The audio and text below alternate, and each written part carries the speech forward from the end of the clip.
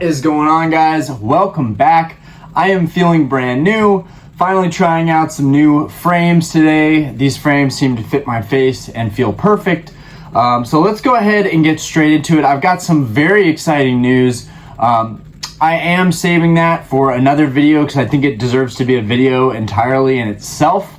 I did have a very exciting pickup recently. I haven't really bought anything this month other than 2 crystal cards and 1 gold star card, and I'm feeling pretty proud of myself. Instead of buying a lot of things, I am really slimming it down to just a couple things, really trying to cross off those grail cards ASAP.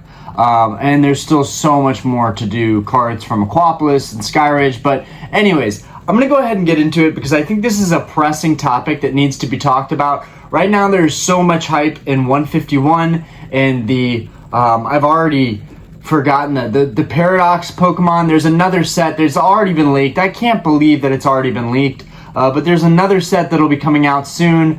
As if we don't have enough hype building for 151 that we have to already be talking about another set. But anyways, aside from that, there's a lot of people opening Obsidian Flames. People really are not happy, in my opinion. What I've seen locally, what I've heard from friends of mine, I've got about 5 or 6 friends here that have really opened the set thoroughly here in Charlotte, and none of them, not a single one of them, other than one, pulled the Charizard card that everyone is going after, the kind of crystallized Charizard artwork card.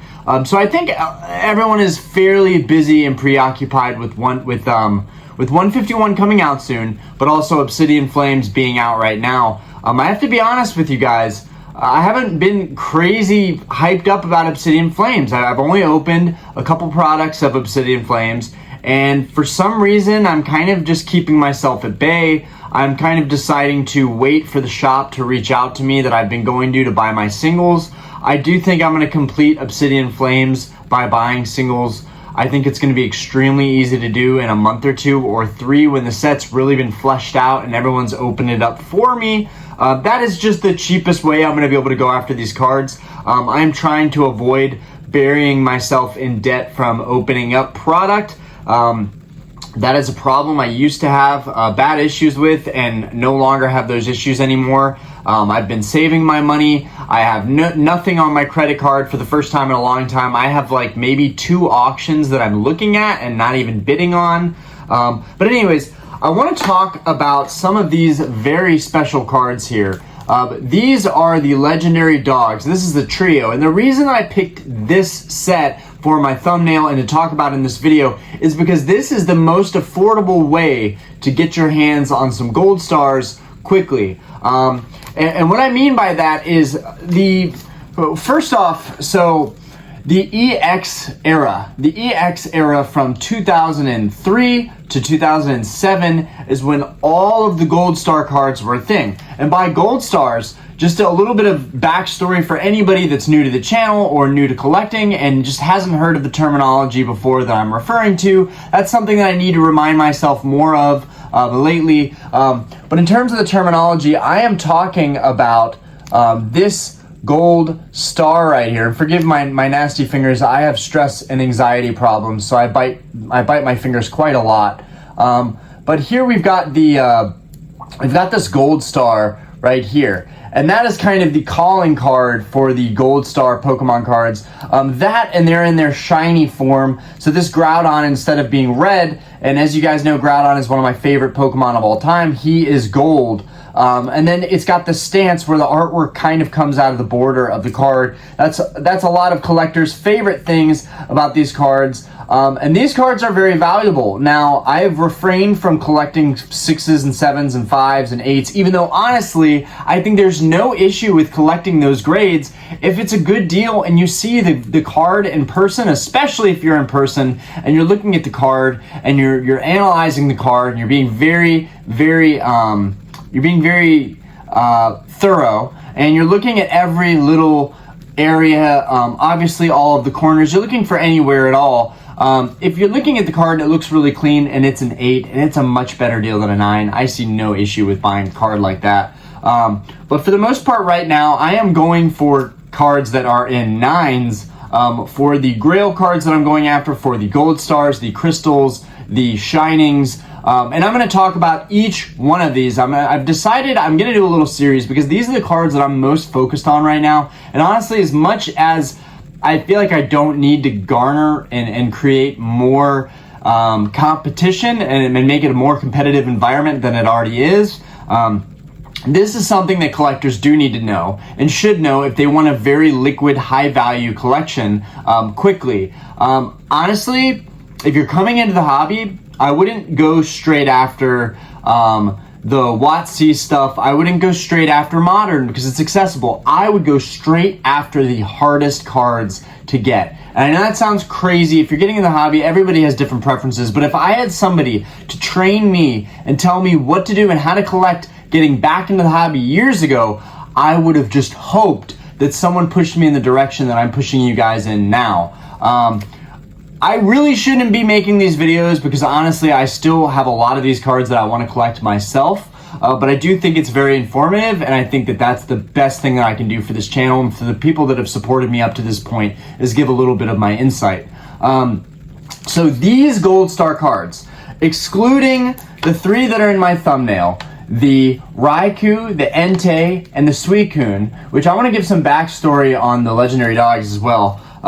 But other than these, the population on these is much higher. And by population, I just mean that there are many more of these cards out there graded in a PSA 9 than there are any of the other Gold Star cards. And the reason for that being is, 1, they could have just been way more common back then, but 2, there was a really big kind of there was a debacle with these specific cards, this trio, getting stolen from the factory in droves, like in binder pages upon binder pages of the same card, directly taken off from, I guess, where the sheets were or after the cards have been cut. I don't know the exact story, and maybe I should have looked into that before doing this video, but I have a finite amount of time. Aspen and Diana, they're back finally from Portugal, my wife and my child, but they are gone. The way that I collect cards, and that's my passion, and that's my side hustle and hobby, is the same way that my wife fosters dogs. She fosters really any kind of animal that's in need because she has a really big heart, and God bless her for that. But it does take a lot of time out. So right now she is going to pick up a dog that somebody's just wanting to get rid of, and she's bringing that dog out here, and I thought this would be a good time to get this video done. So I have a finite amount of time here, so I didn't have enough time to do some of the research on these cards, but a lot of these were stolen and they flooded the market. In my opinion, they're still incredible cards. When you put aside the fact that there's so many of them out there, I still feel strongly that if you're going to get into Gold Stars, these are the Gold Stars that you want to go ahead and go after, because the price is so cheap now, and once everybody buys all these out, they're going to start going up in value. You know, there are the alternate arts, the modern kind of chase cards from today. There are the iconic WotC hollows that we need to get our hands on. But you know, there's 3 sectors of Grail cards, and I want to say it's Gold Stars, Crystals, from Aquapolis and Skyridge, those like secret rare crystal cards, and then there's the Shining cards from the Neo era, and the Shining cards I think are right up there with the Crystals and the Gold Stars. One thing that sets the Crystals and the Gold Stars apart from the Shinings is that the Shinings have first editions, whereas the Gold Stars and the Crystals don't have first editions. So this is the only print of these cards. As you can see, there's a beautiful Cosmo Hollow on the entire print of the card. And then down below, you can see there's a little bit of this kind of hollow bleed, but it was intentional and it was purposeful. When you shine this card, you guys can see that the entire card, the borders of the card also shine. So there's the Raikou. Here's the Entei. And I've had these for a while now, but I really haven't dived into them, and I really should, because they're very meaningful, valuable cards to me. And despite the value of these cards on the market right now, I am not going to be selling mine anytime soon, and I wouldn't see why anybody would sell theirs. Honestly, these cards are beautiful, and despite the populations and how easy they could be to get on their hands on them, I think at the flick of a dime, people can change their markets. The opinion in the community on these cards could change, and people could really end up saying, you know what, I'm hoarding these up. I would dare to say that you would be smart to buy a bunch of these Gold Star dogs and nines, because the price is just so good on these cards, and down the road they very well could be $1,000 a piece. And if you can buy them right now for $300 or $400 a piece, that seems like a no-brainer deal. There are also obviously a lot of cheap, easy plays you could make out there. One that's been crossing my mind that I'll probably do a video on is the gallery cards. Whether it is the trainer gallery cards or the Galarian gallery, whatever you want to call them, the gallery cards that are around, you know, they would be in the reverse slot for modern cards. Those are around like $1 or $2 right now, and I think that's a really easy play. But this is definitely more of a high-end upper echelon play that I think could be a really good long-term move, especially when you're talking about the 3 legendary dogs. They're really easy to get. It's not that big of a deal to own these cards, but looking at them in person, honestly, I look at these cards and I see so much more value than $300 or $400 a piece. I actually picked these up from a good friend of mine for about $1,000 cash, flat, no taxes, no fees. So I feel like I'm in it pretty good at $333 a card. I feel like that was a good deal for him, and I feel like that was a good deal for me. My personal favorite is the Entei. Now, one thing is, these are the legendary dogs, but the lore behind these Pokemon cards, the lore behind these creatures, is that they're actually based off of the felines. They're actually based off of lions, tigers, and like jaguars. So it actually turns out, and it's pretty obvious to think about when you really look at the cards and dive into the cards.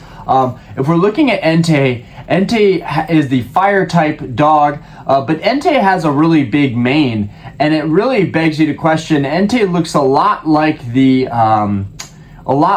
kind of fire dogs in front of palaces in Asia, in Japan. Entei is actually based on a lion, which makes perfect sense.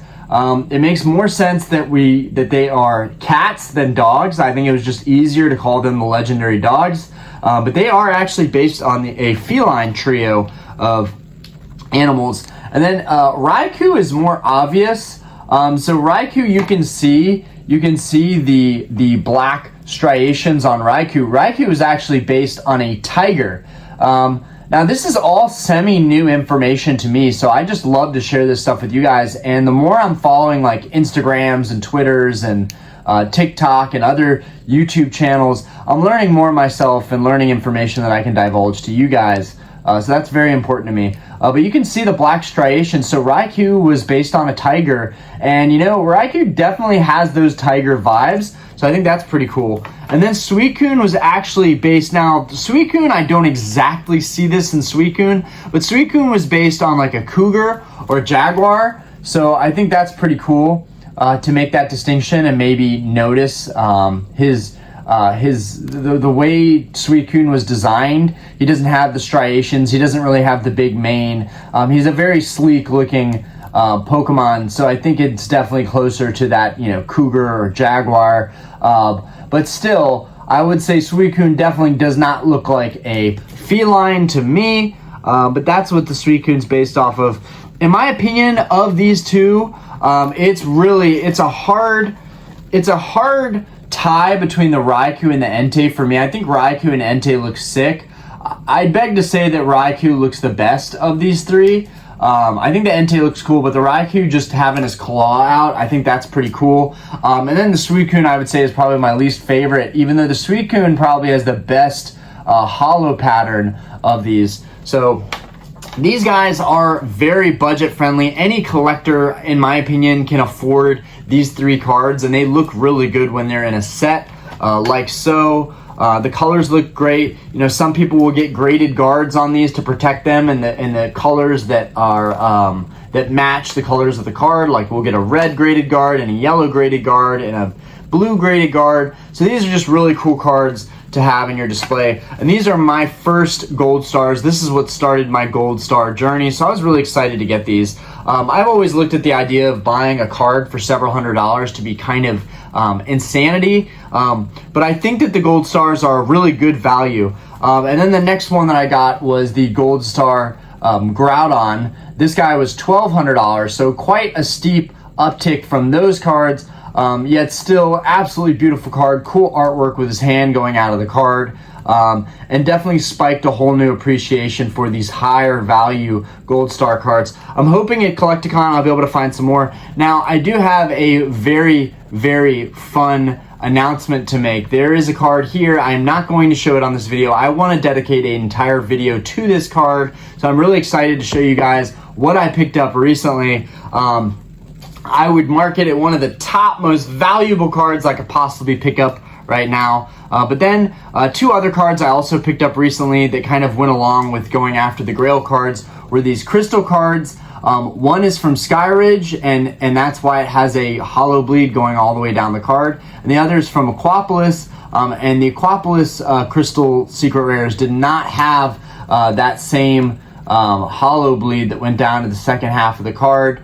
You might see it on the side of the e-reader of the card, but most of the hollow pattern is actually in the card itself. These cards, together with the colors of the purple, they're just absolutely gorgeous. So these are cards that I would probably have your eye on, right? I've been doing this for a couple years now, and I'm just now starting to hone in on the cards that I think mean the most.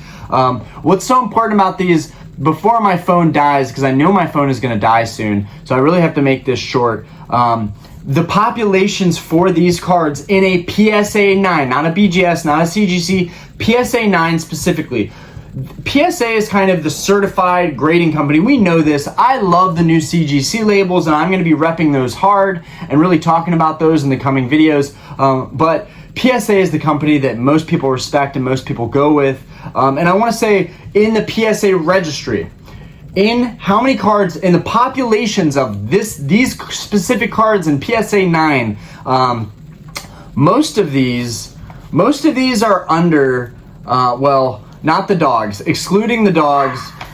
These three right here are all under, I want to say, 300 population. When you think about that, it's not insanity. It's not like the cards are under, 100 or under 50 in the entire world. But to know that there's only 200 or 300 of these three cards right here, 200 or 300 of these three cards right here, each in a 9 in the entire world, is absolutely incredible. And that fact alone is what makes them so valuable and so rare, and that's something that I'll be keeping my eye on moving forward when I'm looking at cards. Really look at the population reports, look at how many people out there actually have this card. That's what makes it that much more special.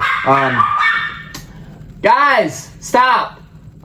It looks like my wife and kid just got home, so it's perfect timing pretty much to be finished with the video, but I just wanted to bring a little bit more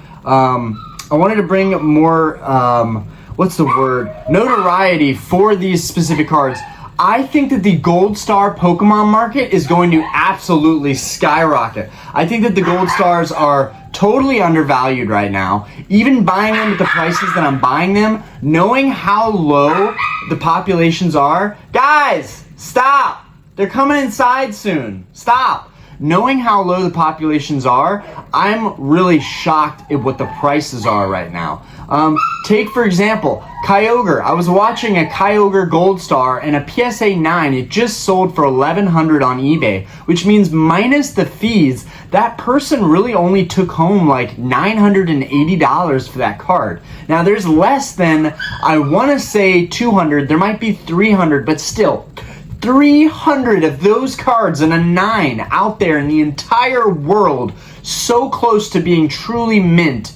That's incredible. And for the price point of just under $1,000, I think that that's incredible. We've got over 400 million, maybe even more in the US alone, not even globally, but globally there are less than 300 of those cards in circulation. Now, I don't know the pop statistics on Kyogre. I am basing it on the... Guys!